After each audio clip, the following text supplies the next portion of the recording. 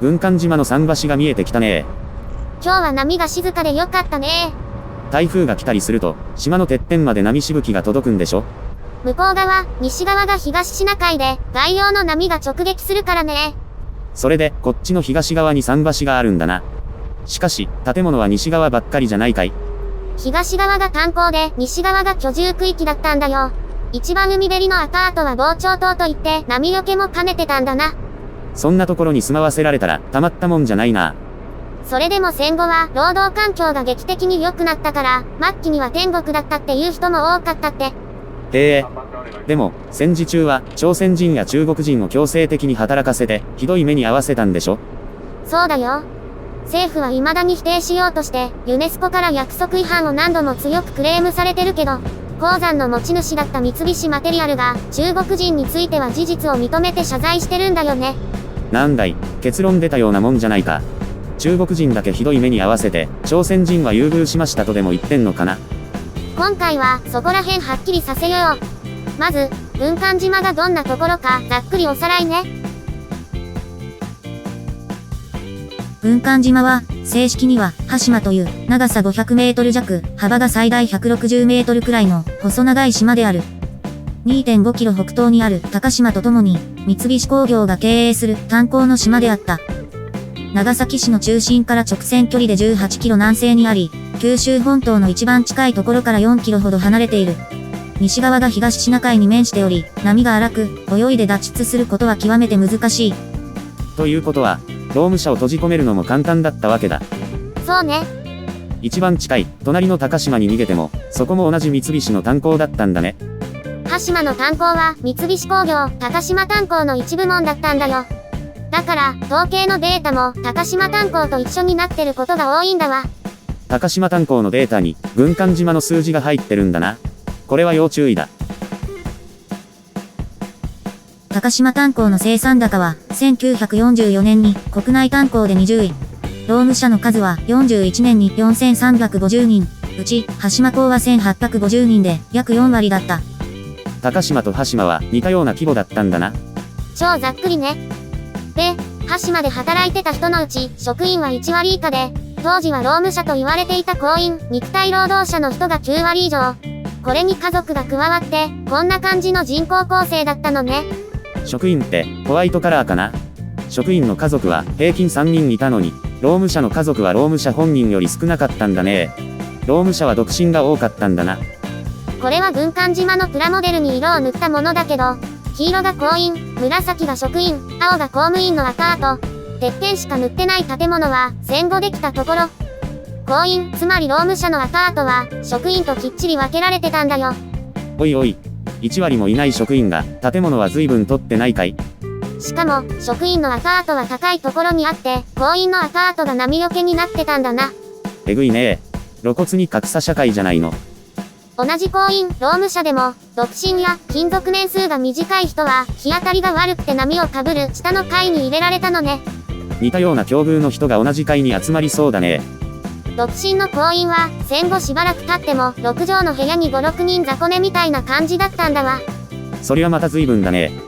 強制連行されてきた朝鮮人や中国人の労務者も、居場所を分けられてた。どの辺かな。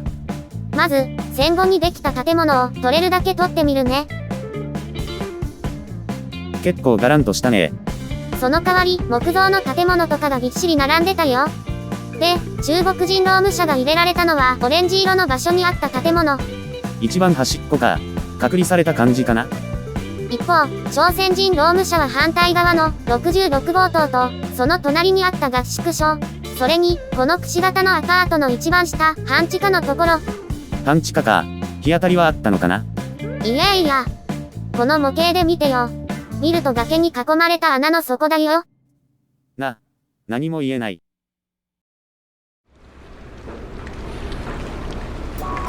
ここが羽島の入り口だったところだよ。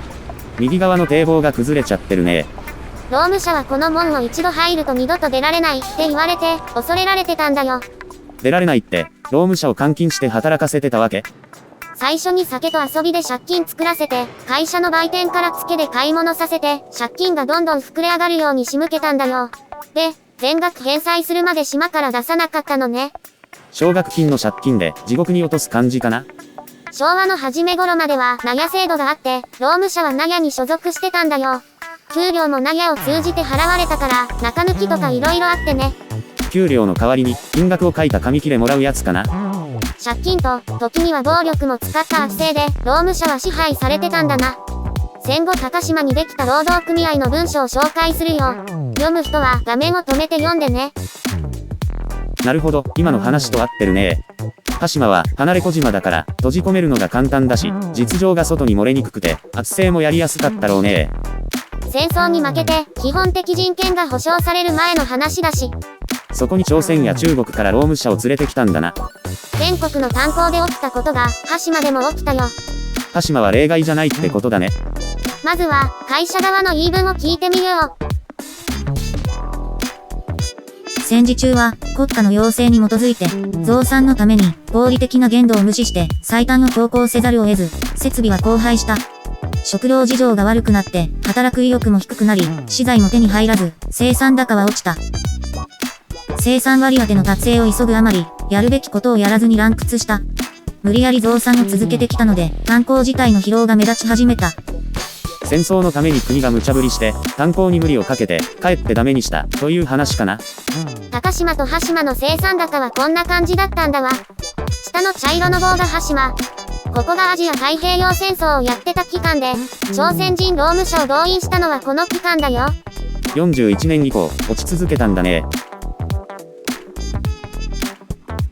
これは、棒グラフが、羽島港の労務者の人数で、左メモリ。折れ線グラフが、工員1人当たり掘った石炭の量で、右メモリ。折れ線グラフが随分見事に、41年から一直線に落ちてるね。37年に日中戦争を始めちゃって、ベテランの工員を兵隊に取られたんだよ。頭数で穴埋めしようとしたけど、無理は続かなかったんだわ。必要な資源を用意しないで、現場に無理を押し付けて破綻する、日本国の伝統芸能が炸裂したんだな。で、無理のツケは末端に回されるわけよ。今も昔も。その末端に、中国人と朝鮮人を強制連行してきたわけだ。強制してないとか、正規の徴用だとかいう言いがかりは別の動画で潰したので、そちらを見てほしいんだけど、一番簡単な証拠だけ、こっちでも出しておくね。はい、これ。朝鮮総督府の官報だね。44年4月に政務総監が訓示したやつ。連行した政府機関自身が概して強制って認めてるんだわ。議論の余地はないよ。強制的に連れてきて、最低2年間、強制的に働かせたんだよね。ユネスコにクレームされてるのはまさにその強制労働だよ。最後の1年だけ正規の徴用だったけど、徴用そのものが強制労働だしね。そして環境も過酷だったんだよ。これは労務動員が始まった39年から戦争に負けて動員が終わった45年8月までの間に羽島で死んだ朝鮮人労務者の一覧なんだけど、事故死、変死が6年半で25人もいるんだよ。在籍した労務者が500人としても 5% だよ。400人なら 6.3%。その他を合わせると44人で 9% 以上死んでるのか。日本全国の炭鉱で見ると、同じ時期の災害による死亡率は 2.89% になるけど、羽島ではこの期間に何十人も死ぬ事故はなかったから、全国平均より低くないとおかしいんだよ。命に関わる朝鮮人差別があったか、羽島自体が危険な炭鉱だったか、あるいは両方だね。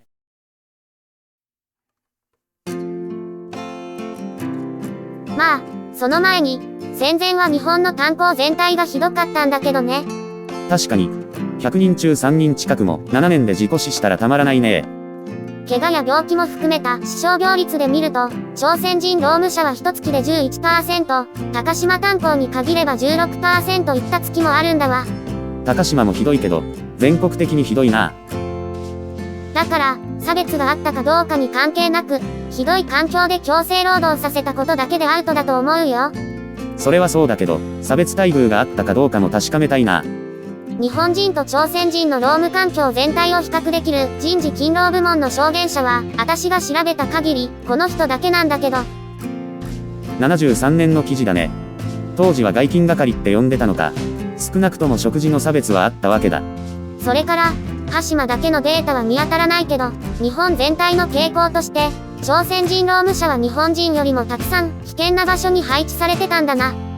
これは、石炭統制会っていう、戦時中に全国の炭鉱を集めた組織の数字だよ。左が日本人で、右が朝鮮人。赤いのが石炭を掘る人で、水色が危険の少ない郊外で働く人か。危険な場所に回された割合は、朝鮮人の方が圧倒的に大きいね。で、こっちは死亡率。黒と灰色が校内で死んだ人、水色は外で仕事に関係なく死んだとされた人。灰色の、校内で死んだのに仕事と関係ないっていうのは、何なのかね。労働災害なのにごまかしたか、死にそうな病人を校内に送り込んだかじゃないかな。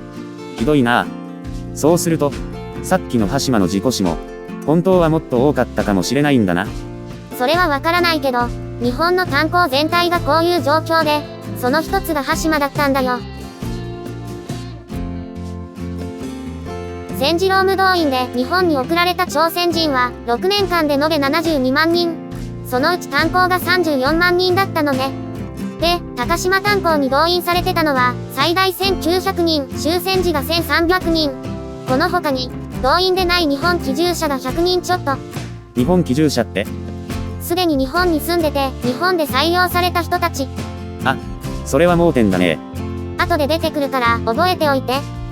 で、このうち羽島にいた人数は出入りしながら増えて、最後の方ではだいたい500人くらいだったと考えられてる。高島炭鉱全体のざっくり3分の1から4割くらいかな。どんな生活だったかはいろんな証言が残ってて、中には記憶違いや勘違いと思われるものもあるけど、おおむねこれまで紹介した資料とも辻褄が合うよ。ざっくり紹介するけど、読みたい人は画面を止めて読んでね。1日12時間、時には16時間働いた。霧葉は狭いところで、立ったままでは石炭を掘れなかった。霧葉って石炭を掘り出す最前線だね。霧葉はみんな狭苦しいのかな。二尺層っていう単層が狭かったって証言してるね。石炭の幅が1メートルなかったって。でも、他の場所を担当した人もいただろうね。さっき紹介した三菱工業社史に、戦争末期はちゃんとした掘り方ができなかったって書いてあったじゃない？そうか。常識では考えられないようなことをやってたかもしれないね。食事は豆かす、芋、麦などで、量も少なく、いつも腹ペコだった。給料の3分の1を強制的に貯金させられたが、戻ってきていない。賃金をもらったことがない人もいる。未払いの賃金などが厚生省の記録に残ってるんだわ。郵便貯金の記録が出てくれば、もっとはっきりするかも。逃亡して捕まれば、拷問された。仕事を休めばリンチされ、働くというまで殴られた。別々の証言者が互いの連絡なしで同じ証言をしてれば、信憑性は高いよ。絵に描いたような国士強制じゃないか。なんせ、政府がめちゃくちゃ締め付けてたからね。捨て身で万難を克服して、石炭を飛躍的に増産しろ。誰かと思ったら、東条英機かよ。この調子で、こんな精神論の増産運動を敗戦直前まで敷いたんだな。炭鉱で特攻して、死んだらたまんないね。これだけ無理強いしたのに、日本政府は認めないんだよ。強制労働でひどい目に遭わせたことを。強制労働がわかる説明を展示する条件で、軍艦島の世界遺産登録をユネスコに認めてもらったんじゃなかったっけ。産業遺産情報センターね。東京の新宿区にあるやつ。どんな展示してるかな？いやー、びっくりだよ。情報センターの運営を、産業遺産国民会議っていう団体が受託してるんだけどさ。そこが運営してる、軍艦島の真実っていうウェブサイトの公式ツイッターアカウントが、こんなこと書くんだよ。なんだよこのイラスト、ど真ん中のヘイトスピーチじゃないか。とても YouTube じゃ見せられないわ。見たい人は、この動画の説明欄のリンクから見に行って。これ一発で、この団体の信用は丸つぶれじゃないかい。まあこれは論外だけど、ともかく、この団体の主な言い分をざっとさらっておこう。ユネスコは、労務者を他の国から無理やり連れてきた前提で、強制労働だと言わんばかりだが、間違いだ。朝鮮人は当時、日本国民だ。日本国民として徴用しただけだ。戦争の中、朝鮮人も日本国民として、炭鉱全体で一つの家族のように働いたのだ。日本国民にしたこと自体が、意思に反した強制だろうが。朝鮮を植民地にして支配したど真ん中の差別の結果だよ。朝鮮人が全員日本国籍だったのは。それを根拠に徴用したんだから、文字通り強制労働だわ。なのに、心を合わせて働きましたみたいに他民族の思いを勝手に決めるの、宗主国根性って言うんだよ。お前は俺を愛してた。とか、勝手に言いふらされてるような感じかな。第2に、そもそも徴用の手続きすら取らずに強制された人が、ざっくり8割以上だよ。ああ、これは別の動画でやったし、さっき朝鮮総督府の官報も見たね。徴用じゃないのは全部自由な応募だったって、日本政府はデタラメ言い張ってるんだけどね。鹿島の自己犠牲者は、日本人の方が多かった。日本人が危険な現場を、未熟練の朝鮮人や中国人は補助的作業を担ったからだ。日本人の死者が多かったのは、日本人が朝鮮人のざっくり3倍とかいたからじゃない？比べたかったら人数じゃなくて死亡率を見ないと意味ないでしょ。でも、この集計だと、数だけ見ても、校内事故の犠牲者数はほぼ同じだね。まあ、死亡率も出してみよう。これが、1939年から敗戦までの日本人成人男性の事故死、変死者一覧。合計72人。自殺と溺死を除くと60人。朝鮮人犠牲者からも溺死を除くと、同じ期間に23人だね。で、死亡率を大まかに出すと、こうなるんだわ。あれ、朝鮮人の死亡率の方が高いか、少なくとも同じくらいじゃないか。という計算になるんだけど、日本人より低かろうが死亡率、死傷病率が高いことに変わりないでしょ。危険な作業してたってことだわな。新聞記者が羽島の切り葉を見学したら、石炭掘る人が全員朝鮮人だったって記事もあるわな。そもそも、自分は石炭取ってたって、労務者本人が証言してるのにね。元島民の誰も虐待を見ていない。狭い橋まで誰にも知られずそんなことするのは不可能だ。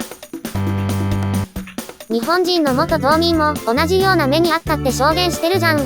しかも、軍艦島の真実の YouTube チャンネルで、あら豆かすの食事とか、長時間の過酷な労働とか、島から出られない、脱出したり仕事を休んだりすれば制裁されるとか。なんだい、身内の証言も無視してるのかい。まさか、日本人も同じ目に合わせれば、朝鮮人に何しても虐待にならないとか言い出すんじゃないだろうね。ここ、日本人も怒っていいところなのにね。間違った戦争のためにひどい目に遭わされたんだから。裸みたいな危険な格好で校内作業をさせられた、という話はデタラメだ。作業服を着ない者は校内作業できない。上半身裸の作業員が、羽島で石炭掘ってますっていう写真が、当時の政府の広報誌に載ってるんだな。ありゃ、瞬殺だね。日本人元島民の人たちの証言も70年以上前とかの思い出だから、勘違いや間違いは仕方がないんだけどね。一度里帰りして家族を連れて戻ってきた人もいる。羽島が地獄なら家族連れで戻ってこない。その2回目も強制だっつーの。それに、家族連れで何の不思議もないわな。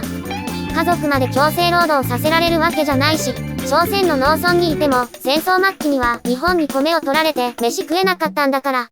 とことんひどいね。同僚の朝鮮人は長崎に自由に外出できた。社宅にも入っていた。例外をもって全体を判断すると、見誤るよ。動員された労務者が島の外に出られなかったのは、厳然たる事実だからね。例外があったわけだ。外出できたのは、まず家族がいる人。家族が人質になるから。人質か。世知辛いね。それから、技術者だった人は外出できたので、逃げ出すことができたって証言がある。確かに、技術があれば、待遇良かっただろうね。で、社宅に入ってたって話はどうなんだろう。それも例外的存在だよ。単身で強制連行されて羽島に来た人は、みんなで雑魚寝だよ。じゃあ、どんな人が社宅一部屋丸ごと借りたのかな。戦後の資料になるけど、婚姻社宅の優先順位は、勤続1月1点、大人の家族1人25点で、得点の高い人から、それに、ある時期までは食会も加味して決めたんだわ。長く勤めて家族がいたら有利になるんだ。家族もみんなと雑魚寝というわけにはいかないからね。それにバッチリ当てはまる人が、さっき話した基準朝鮮人の人なら、いたわけよ。ああ、なるほど。元からいたなら、勤続年数の長いベテランもいたわけだ。学校に通う子供がいてもおかしくないね。で、労務動員で来た自分と、基準の人は別世界で、日頃交際はなかったっていう人もいるんだよ。やっぱり、半地下にいた人の状況は、半地下に行かないとわからないわけだ。もともと、半地下のところは、住むところじゃなかったんだよ。そこを、以前から朝鮮人労務者の飯場にしてたんだわ。最下層の扱いってことだね。そうなるね。他にも突っ込みどころあるけど、長くなっちゃったからこの辺にしとこう。そろそろ締めないとね。無理を重ねた羽島も、敗戦の年の7月末、米軍の爆撃で高島の発電所をやられて、石炭を掘れなくなった。鹿島も高島の電気で動いてたんだね。8月15日、日本帝国が無条件降伏して、朝鮮人と中国人の強制労働も終わった。その日の夜に、朝鮮人と中国人を担当していた外勤係は、会社の船で羽島を脱出したのね。外勤係自身の証言か。逃げる理由があったんだな。強制連行された人たちも故郷に帰って、羽島の人口は一旦ぎゅっと縮んだ。一からやり直しみたいになったのかな。そうかもね。1974年に閉山した頃は、ここは天国だったって言われたんだよ。最初にそう言ってたね。何がどうなって、そんなに華麗に変身できたのかな。一番大きいのは、今の憲法と労働三法ができて、人権が保障されたことだろうね。島からの外出も自由になったし、1日8時間労働になったし、工員が労組を作って会社と対等に渡り合えるようになったし。そうか。島から自由に出られる人は、暴力で押さえつけることはできないもんな。労務者という呼び方もやめて、工員と呼ぶようになったんだわ。労務者という呼び方は、暗い時代に置いてきたのかな。戦争で破綻した日本を再起動するため、政府は傾斜生産方式をとって、炭鉱と製鉄に乏しい資源を集中した。鉄と石炭が全ての産業の基盤だから。炭鉱は、物資もお金も食料配給も優遇されたんだよね。待遇も良くなってね。1952年に羽島を調査した記録では、月に4日働けば最低限の生活費を稼げちゃうから、働いてもらうのが大変だったって。おーい、それは天国だ。社宅や光熱費なんかが激安だったっていうのもあるけどね。古き良き昭和の社宅か。そして1957年、ついに海底水道が通って水を自由に使えるようになった。それまでどうしてたの？会社の資料によれば、飲料水は、ここから右手にある土井の首っていうところから船で運んで配給してたのよ。雑用水は、海水と雨水。海水で洗濯は無理筋だよな。大変だったろうな。1935年までは、海水を蒸留して飲んでたんだよ。給水所から桶で家まで水を運んでたんだわ。船は32年から。うわぁ、9階に住んでる人は地獄だったろうね。64年、羽島はリストラをやって、採炭も機械化したので、人口が大きく減ったんだわ。リストラか。いいことばかりじゃないね。でも、それで長年の住宅不足が一気に解決したんだよ。おっと、そういうオチになるか。そこそこ働けば暮らしの心配がない、お金も貯まる、大抵のものは揃ってる。それが、羽島の最後の姿だったって。それは確かに、居心地よかったろうね。だから、戦後の姿だけ見せられると、過酷だった戦前の状況は想像もつかないと思うよ。明治の産業遺産で登録したんだから、明治時代まで含めて向き合うべきだよな。暗い部分も含めて、歴史はきちんと見ないとね。